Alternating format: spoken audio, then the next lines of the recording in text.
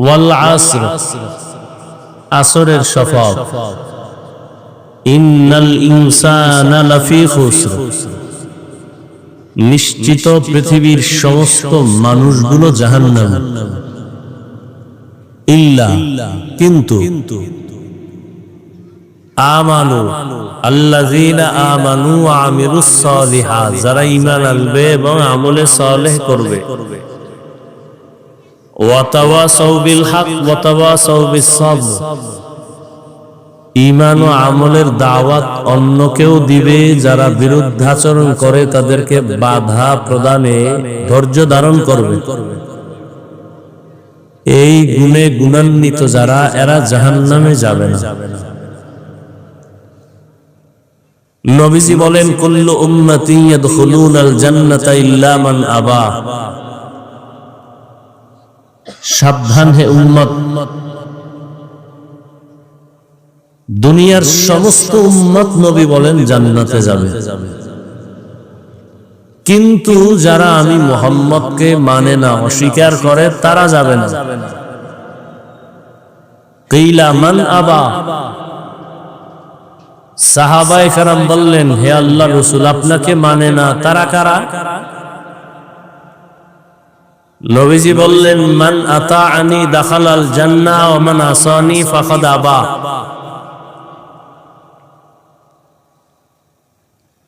যে আমার আনুগত্য করে, অনুসরণ করে, সে জান্নাতে যাবে, যে অনুসরণ বিরোধিতা করে সে জাহান্নামে যাবে।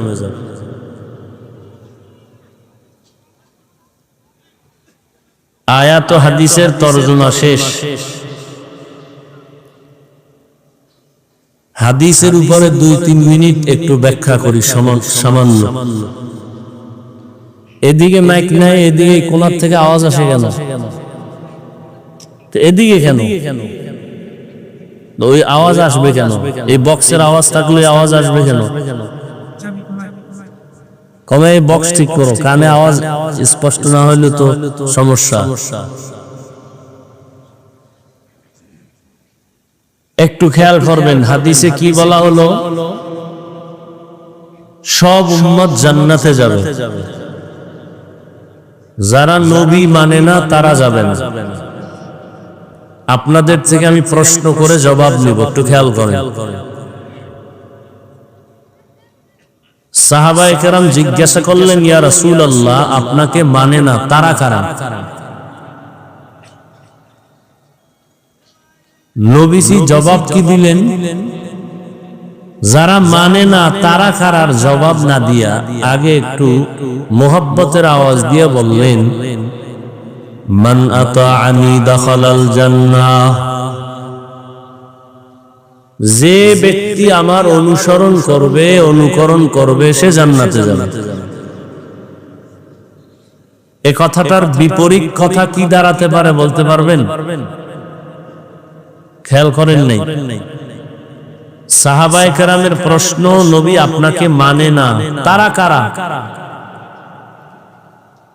নবীজি ওই জবাব পরে দিলেন, আগে বললেন, যে আমার অনুসরণ করবে সে জান্নাতে যাবে। তাহলে বিপরীত কথা কি দাঁড়াতে পারে বলেন? যে নবীজির অনুসরণ করবে না সে জাহান্নামে যাবে, তাই তো? কিন্তু নবী এ কথা এখানে বলেন। আবারও খেয়াল করেন, সব উম্মত জান্নাতে যাবে, যারা নবীকে মানে না তারা জাহান্নামে যাবে। সাহাবায়ে কেরাম বললেন, ইয়া রাসূলুল্লাহ, আপনাকে মানে না, তারা কারা? নবীজি ডাইরেক্ট তাদের কথা না বলে বললেন, যারা আমার অনুসরণ করবে তারা জান্নাতে যাবে। বিপরীত কথা দাঁড়ায়, যারা নবীর অনুসরণ করবে না তারা কই যাবে? নবী এ কথা বলেন। তাহলে নবী কি বলছেন? এবার শেষে নবী বলেন, মান আসানি ফাকাদ আবা, যে আমার বিরোধিতা করবে সে জাহান্নামে যাবে। যে বিরোধিতা করবে সে কোথায় যাবে? জাহান্নামে যাবে। এখান থেকে একটা পয়েন্ট আপনাদের মনে রাখবেন, ওয়াজ মাহফিল আসলে কিছু নেওয়ার জন্যই তো, কিছু মেসেজ নিতে হবে। কত চিল্লায় ফাল্লায়া শরীর গরম বানায়া এরপরে দৌড়ায় গেলাম, ফজর পড়লাম না।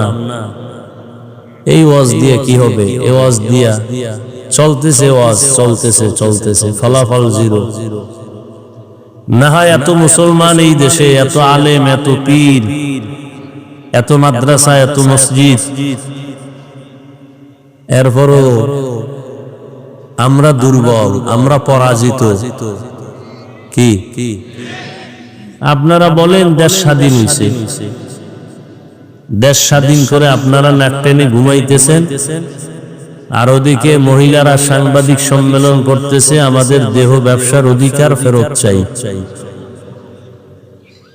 আর আপনারা এখানে স্বাধীন স্বাধীন কইয়া নাকে তেল লাগায় ঘুমাইতেছেন। এই স্বাধীনের অর্থ কি? স্বাধীন স্বাধীন বলতেছেন, আবার আইনজীবীর গলায় ছুরি চালাচ্ছে। কত মানুষ অসহায় অবস্থায়।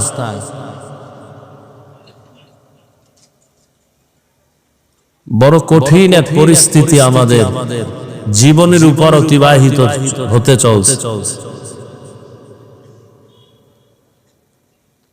আর প্রত্যেকের হাতে তো জাহান্নামের ফ্যাক্টরি, মেডিসিন।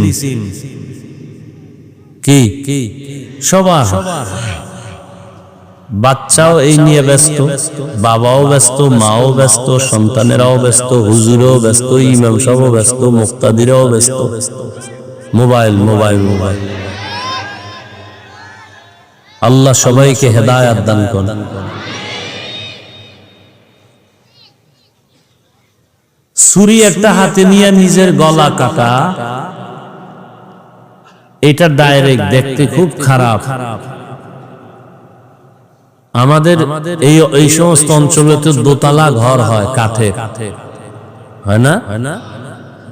তো আমাদের গ্রাম এলাকায় বলে কাঠ একটা পোকায় খায়, হ্যাঁ না? কি কয়? গনে খায় না? উপর দিয়া কমপ্লিট সুন্দর, ভেতর দিয়া ফুলটাই নষ্ট। এই মোবাইল ওয়ালাদের উপর দিয়া যাও কিছু আছে, ভিতর কিচ্ছু নেই, চরিত্র নাই, লেখাপড়া নাই, চেহারা নাই।